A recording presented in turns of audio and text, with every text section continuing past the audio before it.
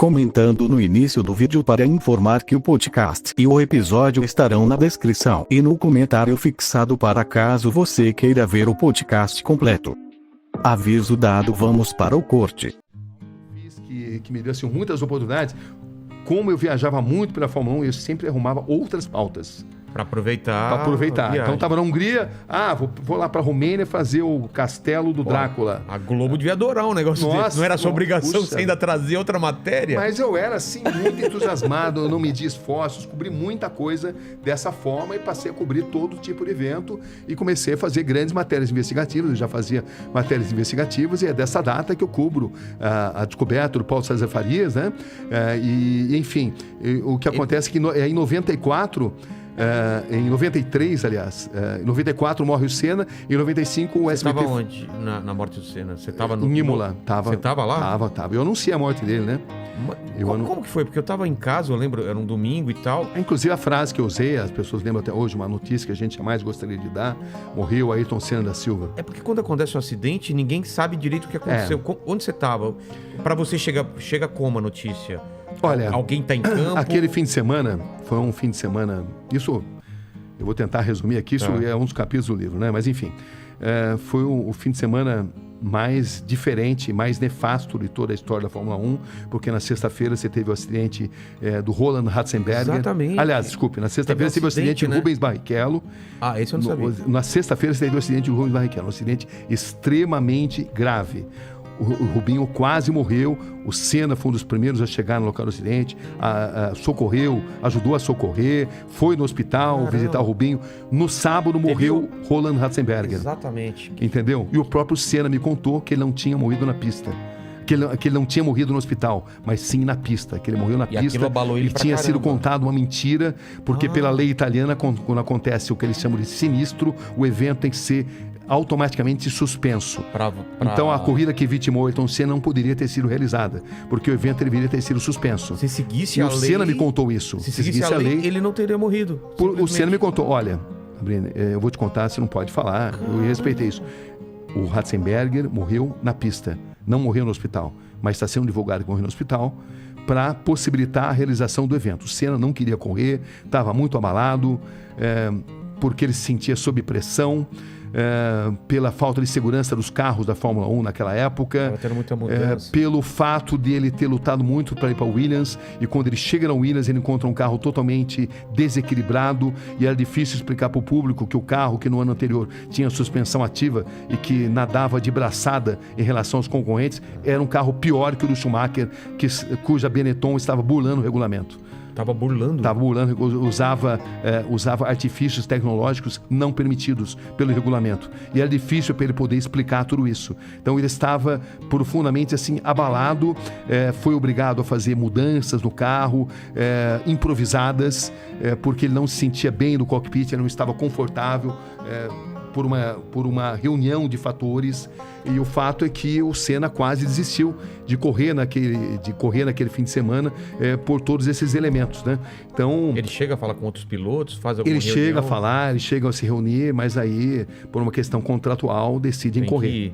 Decidem que tinham que correr. Então você tem aquela célebre imagem dele que está totalmente contrariado, e contrariado também porque ele tinha um carro inferior ao do rival, no braço ele conseguia as pole positions, ele não tinha marcado um único ponto, era a terceira corrida da temporada, nas duas anteriores ele não tinha feito um único ponto, ele tinha sido no Brasil, em Aida, no Japão, ele tinha sido pole position, mas tinha quebrado, entendeu? Tinha tido um acidente e tinha parado, né? Não tinha marcado o ponto, e ele estava se sentindo sob pressão. Então ele tinha sido pole position mais uma vez, mas ele tinha ali no retrovisor Schumacher arrojado, com um carro que não respeitava o regulamento, e era difícil para ele falar sobre isso. Era muito difícil. Então, tem uma série de detalhes, eu não vou contar tudo, porque senão a gente não fala de outro assunto, né? Mas são muitos fatos, né? A célebre reunião sobre pneus que estavam fora do regulamento também, e que a Goodyear reúne o Frank Williams e o Senna. Eu conto também o que aconteceu. O fato é que a cabeça do Senna estava muito abalada, porque uma gambiarra tinha sido feita no carro, porque o carro era inferior e porque essa sucessão de acidentes tinham mexido mexido com o emocional dele, né? O acidente gravíssimo do Rubinho, que por um triz não morreu na sexta, o acidente fatal do Roland Ratzenberger, enfim, era um piloto muito diferente daquele que a gente estava acostumado a ver e sob imensa pressão de vencer. Total. Porque patrocinadores pressionavam, a torcida pressionava, o mundo pressionava, porque ele era o melhor piloto. E ele não sabia como explicar, como falar para a opinião pública a situação que ele estava vivendo. Como é que ele vai explicar com um carro que no ano passado nossa, não dava nem graça, né? O Mansell ganhava e quase que podia parar o carro para tomar um cafezinho, né? Entendeu? Com a suspensão ativa. Pareciam duas fórmulas diferentes, né? A fórmula da Williams, que é a suspensão ativa, que depois tinha sido proibida, né? Foi proibida. Quando foi proibido, o regulamento mudou. Mas aí a Benetton arrumou um jeito de bular o regulamento. E ela estava bulando o regulamento, usando várias armas não permitidas pelo regulamento. Mas era difícil para denunciar isso daí, porque existe ali todo assim, um corporativismo dentro da Fórmula 1. Claro. E esse corporativismo fazia com que o Senna hesitasse em denunciar, mas ele, nas entrevistas que ele me dava, ele mostrava todo o seu descontentamento. Eu lembro de uma entrevista célebre que eu fiz com ele em Aida, na corrida anterior, onde ele mostrava todo o contentamento. Que o carro está ruim, desequilibrado, instável, nervoso. Ele usou essa expressão. Foi a primeira vez que ele falou isso daí, numa corrida ali, lá no Japão, que foi a corrida anterior. Então, era todo esse contexto que existia ali, né? Quando acontece o acidente, parece que não tem imagens do acidente mesmo. Então, esse é um outro... Eu fui o primeiro cara a praticamente desvendar essa imagem, que a Foca dizia que não tinha essas imagens, mas aí eu consegui uma série de depoimentos de pessoas que diziam que tinham visto. Eu peguei o Bernie Eccleston, que era o presidente da Foca, o todo-poderoso da Foca, e eu o confrontei com esses depoimentos. Olha, existe essa imagem. Eu falei, tá certo, é verdade. Eu vou te mandar. Ele mandou essa imagem. Só que a imagem, 1 segundo antes do choque no muro, ela desaparece. Eles deram a explicação de que o diretor de imagens havia cortado para uma outra imagem e que nem todas as câmeras tinham um videotape.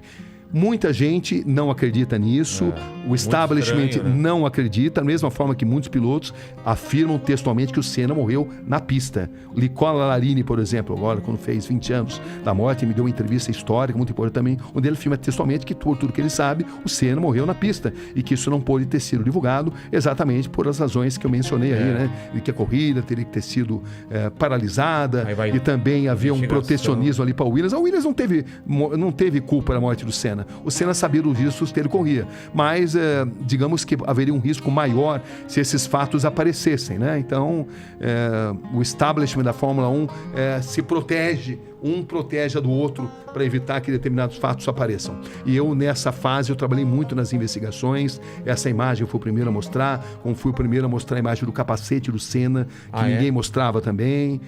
Enfim, essa... Um parafuso... O braço da suspensão. O braço da suspensão, né? O braço da suspensão que se rompeu, exatamente porque o carro estava instável, o braço da suspensão se rompe e ele vai direto contra um muro da Tamburello, né?